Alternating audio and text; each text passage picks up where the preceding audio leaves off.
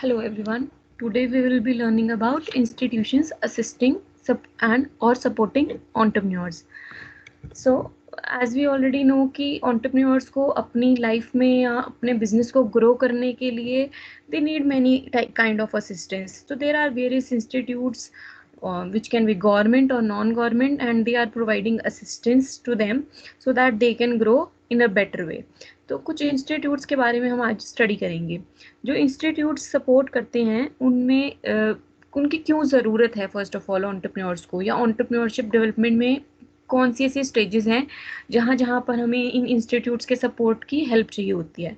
So the first one is Inception और promotion, which obviously means कि जब हम अपने आप को या अपने बिजनेस को ग्रो करना चाह रहे हैं तो हमें इन इंस्टीट्यूट्स की हेल्प चाहिए, इनका सपोर्ट सिस्टम चाहिए. Then day to day management, जब हम एक बिजनेस चला रहे हैं and specially in the case of small business, तो हमें इनिशियली काफ़ी चीज़ों का नहीं पता होता है कि हमें कैसे करना है, कहाँ करना है, कब करना है. So we get confused in the management. So we can also get help in management from these institutes. And then expansion and diversification. Expansion is जब आप अपने business को बढ़ाना चाह रहे हैं, grow करना चाह रहे हैं, और we can also say that you want to open its branches and diversify करना चाह रहे हो आप business को, when you want to provide variety to people. So at these three stages we need help from these institutes. It can be government institutes or it can be non-government institutes. So three types of institution support we can have as an entrepreneur. First one is central government, second is state government, and third one is non-government support system. Then on state level we have a few institutes. I have named them here. First one is state directorate of industries. Second is State Small Scale Industries Development Corporation, which is also known as SSIDC. And then third is District Industry Centers, that is DICs. And the fourth one is SFCs, State Finance Corporation, TCO, Technical Consultancy Organization, SIADB, State Industrial Area Development Board. Then the state government institutes, we have done with we have the names of state level institutes. Now we have a few names of central government institutions. The DSSI, Department of Small Scale Industries, SSIB, SIDO, NSIC, ICICI, and ICFI, and there are many more. Now these were the classifications on the basis of government. It can be on state level government or state government or central government. There are other verifications on which we have these institutes supporting entrepreneurs. For example, on the basis of or on the classification of services, which means we can say that various institutes provide various kind of services on the basis they have classified themselves. The first one is financial, second technical, third training, and then commercial banks. So today we'll be doing state government institutes or state level institutions. So the first one we'll be doing is DIC, and its full form is District Industry Center, or we can also call it a single window concept. So the DIC was started during 1978 for the promotion of small scale industries and specifically in the rural areas. Then the services and support which is provided from DIC to small entrepreneurs, they provide it under a single roof. So that is why it is also known as single window concept. अब जो registrations होती हैं हमारी small industries में जो DIC के under होती हैं, ये मतलब if you want any kind of assistance, we can register our industry or our firm. It can be small or medium under DIC, which is District Industrial Centers. Then the organizational structure जो है DIC का, it have 4 managers and 4 functional manager and then 3 project managers, which ultimately provides technical services to the entrepreneurs or industries. Then the management of DIC is mainly done by the state government. Functions of DIC. What are the tasks? What is the purpose of DIC? For its first purpose is it conducts industrial potential surveys. अब ये industrial potential Sarves किन किन चीज़ों को ध्यान में रख के किए जाते हैं? पहले ये चेक करते हैं कि जो इंडस्ट्रीज हैं, do they have enough availability of resources. अब रिसोर्सेज कौन कौन से हो सकते हैं? It can be raw material, it can be human skills, it can be infrastructure और द डिमांड और द प्रोडक्ट डिमांड. ये सारी चीज़ें काउंट करते हुए they conduct a industrial potential survey. अब इन सब से क्या होगा? They can ultimately prepare a techno economic survey.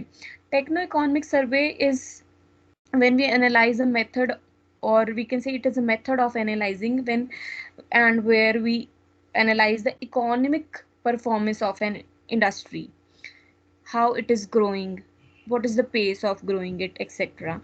And then the second function or second task is ultimately it provides an action plan so that we can implement these action plans according to the schemes which were identified in the first task by doing the various surveys. And the action plans can be provided efficiently, which means we can successfully implement these action plans. Then to the DICs also help or guide the entrepreneurs, for example in the purpose of machinery or equipment or the sources which they supply or which they need to run their business. And there are many more things like the procedure which they want to follow, for example in to